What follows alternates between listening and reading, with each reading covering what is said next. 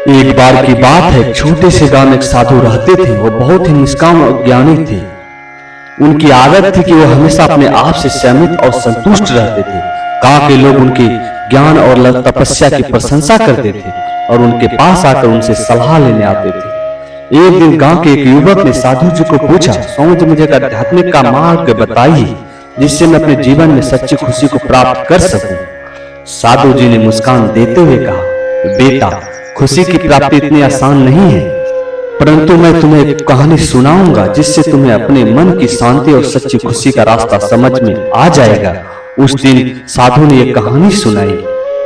एक समय की बात है, गगनचुंबी पर्वत पर एक जीव बसा हुआ था।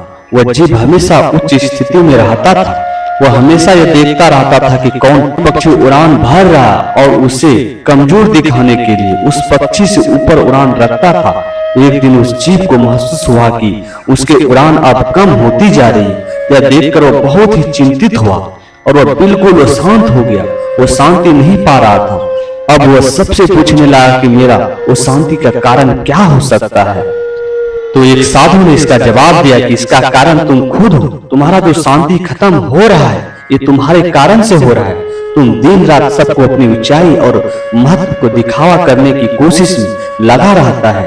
अब ये तुम्हारे अंदर में आदत हो गया सबको नीचा दिखाना, लेकिन अब तुम्हारा पंख कमजोर होने के कारण अब तुम ऊंचा उड़ान भर नहीं पा रहे हो। अब यही कमजोरी तुम्हें शांत कर रहा है। तब उस जीव ने उस साधु से पूछा, क्या अब मेरा पंख मजबूत नहीं होगा? क्या मैं अब ऊंचा उड़ान नहीं भर सकता हूँ?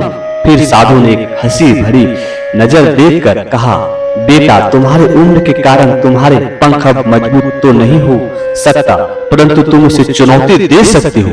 फिर साधु ने कहा, तुम अपनी ऊंचाइयों की चिंता छोड़कर अपने आप को संयमित करो, अपने मन को शांत रखो और सबके साथ प्यार और सम्मान से व्यवहार करो। जब तुम ऐसा करोगे तो तुम्हारी सच्ची महत्व और खुशी पर्याप्त हो जाएगी। जीव ने फिर सोचा कि साधु सही कह रहे हैं। वह अब अपनी ऊंचाइयों और उड़ान की चिंता को छोड़कर अपने आप को संयमित करने का निर्णय लिया। वह समय समय पर ध्यान और ध्येय में लगा रहता था। धीरे धीरे उसका मन बिल्कुल शांत और प्रसन्न हो गया और सारे पक्षी भी उसका मान और सम्मान करने लगा।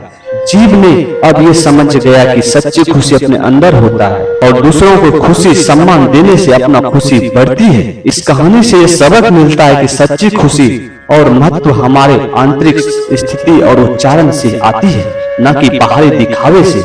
हमें संयमित रहना, अपने मन को शांत रखना और प्रेम और सम्मान के साथ जीना चाहिए। इसी तरह से हम सच्ची खुशी को प्राप्त कर सकते हैं और अपने जीवन को आनंदमय बना सकते हैं।